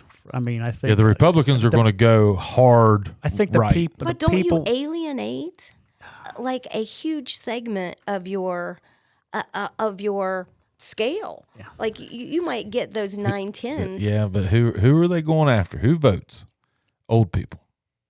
Yeah, but you have to understand that the actual voting block that is like taking over is that Gen Z. Well, and I'm sure they have their pulse on that. Like no, they don't. They clearly don't. The Republican Party does not have a pulse on the Gen Z voting block. Well, they might not. Well, I'm saying they know who's voting, and they'll put whoever up there. I mean, they got more money and more analytics than we do. I would go back to I feel like both the DNC and the RNC are doing us a disservice. Oh These man, cannot. why are we putting men up there that are 80? Why are we Both of them. Why are these our why are these two the two best? Why are these our two options? And I think Joe Biden wasn't my first pick. Like I wouldn't say that he was my first pick. But like when you look at policies, like you say, some of my policies align more with what Trump does. The Republicans, the Republican Party. Then why? Like I think Joe Biden was a safe bet for Democrats. Like it was a familiar face. It was somebody that they career politician, been in there since he was 20-something. So I think that was like a safe thing. I just don't understand the thinking process of Republicans. What's your thought process on these people? I mean, you're the oldest in the room, Fatty. What do you? I personally, at age 42. I feel like you're at a window right there where you need to be leading the country because I mean that's a day. It should be right. I mean that you should be 4 a.m. to 11 p.m. every day. I'm assuming, but I mean I just don't know how. I mean you're getting after it as hard as I've ever seen anybody get after it right now. Can you imagine leading the country? Because you're getting after it from 4 a.m. to 10 p.m. every night. You should be right. You should be. Do you think you could do that at age 80? Oh no! There's no way. There's no way. No way. But look how many. Look who leads our country. I know you said you love Nancy. We have Mitch McConnell. Well, I won't say I think she is a brilliant politician. But is it not time maybe to? Like when I look at, there are people I completely disagree with who I think are brilliant politicians. Yeah. But I just hate politics. But for this reason. But I don't necessarily like them as a person. Yeah. Like there are a lot of people I don't like. I tell my students all the time, I might like you as a student, but not as a person. Okay. Or I might like you as a person, but you might not be the best student. Yeah. But that magic is when you have both of those. Yeah. And that's okay. Because I'm sure there are students who think I'm a great teacher, but not a good person. Sure. That's okay too. Mm-hmm. The idea that we can't somehow find somebody who is both I don't know, like maybe. I know. I just don't see how physically. I mean, I know I'd be exhausted. yeah. I mean, I just don't know how physically they could do that. Heck, when you guys said 7:30, I was like, I'm in my PJs. That's Yeah. the same thing Kayla said. She's like, well, you're going to be like an hour from bedtime. So, but I'm He's just, very I was malnourished, malnourished nowadays. I'm just, Get home I'm and kind drink of that tired. I'm just Ensure. tired of the Old. the octogenarians, right? That are basically, kind of in power. It's Yeah. time. It's Yeah, time I mean, for, when we look it's at a time lot for of something It'll happen. besides, when we look at a lot of those people who are in the Senate or House, like Mitch McConnell's in his 80s. Grassley. Yeah. Why are you working in your 80s? Exactly. Power. It's because of Yeah, and that's what I was saying about Trump. Like, I used to play music a lot of times. Okay, for a long time, I played music.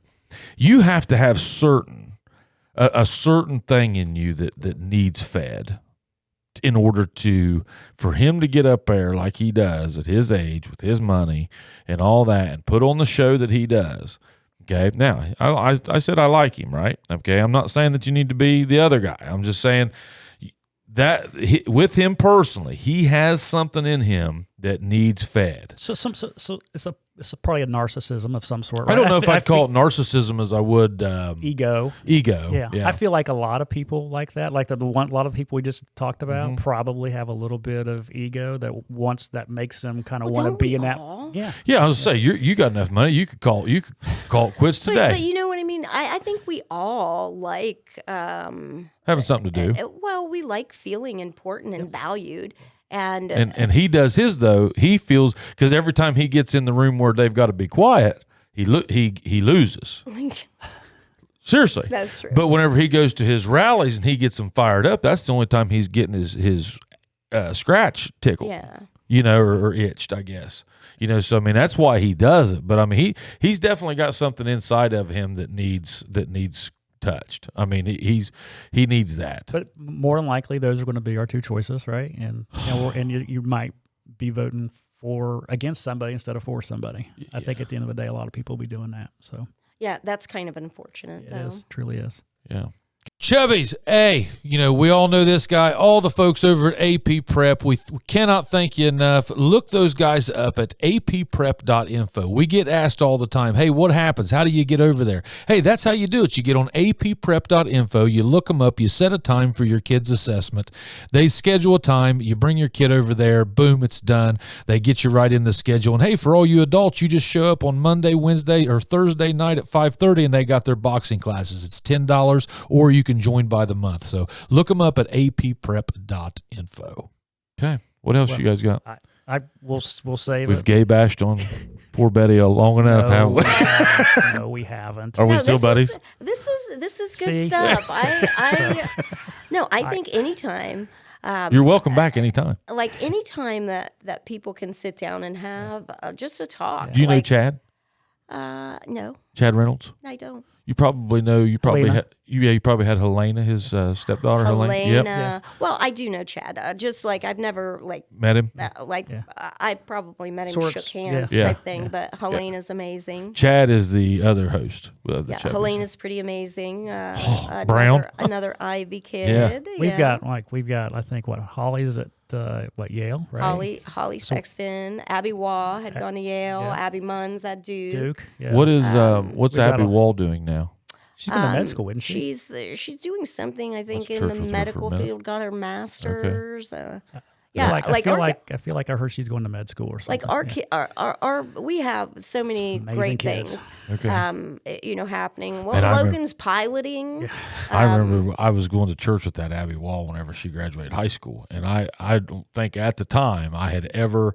They got her up there for senior Sunday or whatever it is, whenever you wear the yellow thing. I don't know what it is, but I was real involved, if you can't tell. And I had never heard a resume like hers. I was like, wow. I was like, this girl did a lot. There's I always tell students whenever they write their essay for their Common App, I said, if I can't remember that essay, then it's not good enough.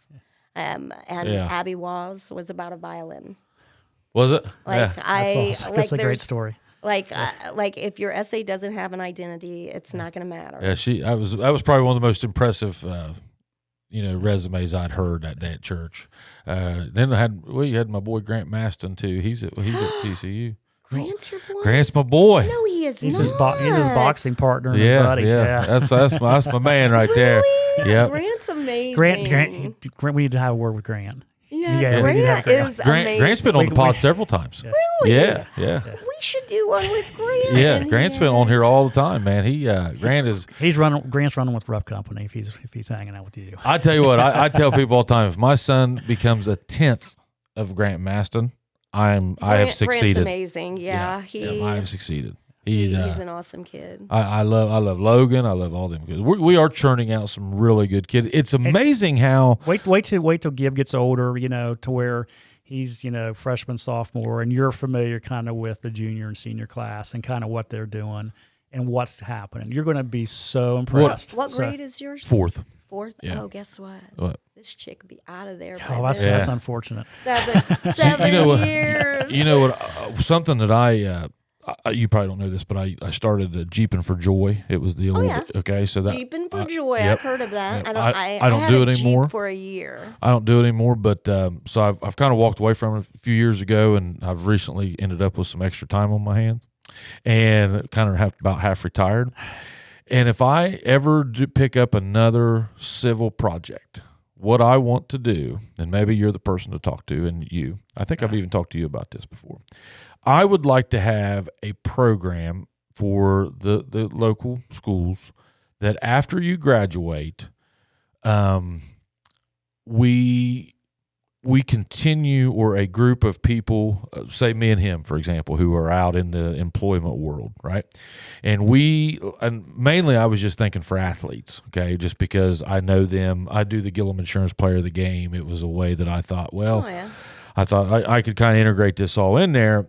And what I would really like to do is just start up this mentor program, because I know how many times have I called you and I said, hey, take a look at this kid. Yeah, take a look at this kid. He doesn't know what to do right now. And it's not that, he does. Yeah, obviously he doesn't know how to weld, but he doesn't even know where Geiger Brothers is, or he doesn't know what they do. He's 18. Okay. But I'm telling you, he's a workhorse or whatever. So what I want to do is start like this program that says, okay, we sign you off at a certain age that, like, let's say that age is 30. Okay. And we've kept in touch with you. And like, there's a group of people. Hey, you want to be a welder? Well, let me give you Scott. Hey, you want to be a doctor? Oh, I see. Like apprentice. Yeah. Mentor. Like, hey, then here's a guy that you can use as direct consulting with for free, because they're an alum. And we should be able to put people in all those positions, and just kind of facilitate, hey, man, what do you need help with? We're not going to go get you a job, but what do you want to do? It's like a kid that'll tell you, hey, I want to be a welder. Well, when's the last time you burn a rod? Do you know anything about this? Do you need somebody to sit? And do you actually realize how difficult it is? Like right now, I have a student who is interested in being a firefighter. And gotta go Columbus, Athens. Well, I want to meet kids where they are, so I have to figure out, okay, let's Google. But wouldn't you like to have a team of people? Exactly. So my first reaction is just to ask my students, hey, does anybody's parent work for the fire department? And then connect them with that person. That's what I want to do. But that would be, I think, a really valuable, because so many of these kids are getting lost in society where it happened. Like, not this, a whole nother podcast. You're going to have to come back for part 2. But you do turn out a great product. But what happens is that product sits on the shelf too long, okay, and it doesn't get moving, it doesn't get busy. And if they're not careful, they'll spoil out here in this society that we're in now, okay? So you have to keep these kids busy and active and going towards a goal, because if you just let them sit there on the shelf stagnant, they'll get spoiled around here, okay? And the spoils means, on drugs, or they get themselves in a situation that now they've gotten debt. Keep them involved with the community. Well, not so much.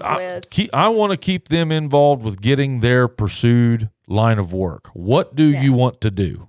Okay. And this, you could even come out of college, but and you don't have, you can tell us to, you can say, hey, I don't want to do that anymore or whatever. But I mean, I just see so many kids that have no idea. They know what they want to do, but they have no idea. Even me, I scratched my head. I wanted to be in the insurance business from the time I graduated high school. I had no clue. I thought you had to have a bachelor's degree. Well, I got to be like 23, 24 years old, no bachelor's degree. And then finally, somebody taught me that I did not need a bachelor's degree. I just had to go take the test. Yeah, I think that's like one of the things that I think we're getting better about that. Because you have Google. Well, I think we're getting better about like trying to utilize some of the resources like within our community, or like talking to the kids that not everybody has to go to college, but you also don't have to have it all figured out. What is important is that, like, you have, if you don't, like, I didn't know how to do anything when I was in high school. The only thing I was good at was school. So you kept going to school to stay at school? I knew I didn't want to work at a factory. Yep. So my only other option was get a skill somewhere, and it was school. So I was the last of 7. And I went to college. But I tell my kids, I said, what kind of skill do you have? What do you want to do? What do you want to do? Like, I might, like, let's be honest, I might want to be able to restore a car like my husband does, but I'm not going to be good at it. Yeah. It would take years of craftsmanship and artisanship to be able to do what he does. But, like, I didn't have that innate skill, so I had to go to be taught a skill. Like, I'll ask kids, what are you good at? What do you like to do? What do you want to do? And they'll be like, oh, I don't know, nothing. Let's find you something. And I'll say, okay, then here are your options. You can A, go to college and discover a skill. B, go to trade school. Or C, you could join the military if you wanted to. But what if you showed them? Or you can do the thing where you want, if you want to go into the community and work. But what if you showed them 50 different jobs? Yeah, that would be great. And then you say, now college is the way that you get that job. Or, rather than saying, hey, your option is college. Okay, now what do you want to do there, Junior? Well, I want to be an accountant. Perfect. So you love numbers. Yes. So you just keep that in front of the face. Now, do you understand in order to get a CPA, you have to go to college, right? Now, usually what I do is I tell, like, I always have my students, and because I have people will say, why don't you promote trades like you do college? Because my class is called college success, not trade success. Yeah. But, like, I always say, what's our backup? Yeah. Like, if you decide 2 years into college, this isn't working, I'm going to drop out, what are you going to do? Like, what kind of skill do you have, or what's going to happen? And I think, like, taking somebody who says, oh, I want to be an accountant, and then saying, what can you do without the degree that still is in the here's the accounting field, in that field that doesn't require you to have that degree. But the thing also is, like, any more community colleges, or even, our university, like Ohio University, it's really cheap to go there now with the amount of aid that's available and opportunities. And online, you have several online options. Yeah, great online options. You can and work. We have Rio in our backyard here. You can work and go to college. Like, there are all kinds of opportunities. And we do host a job and community fair. Our guidance counselors, Amy and Ann, put on this great, and communities, businesses in the communities come, set up tables, talk to kids about what they do. Like, doing more of those things, I think, would be nice.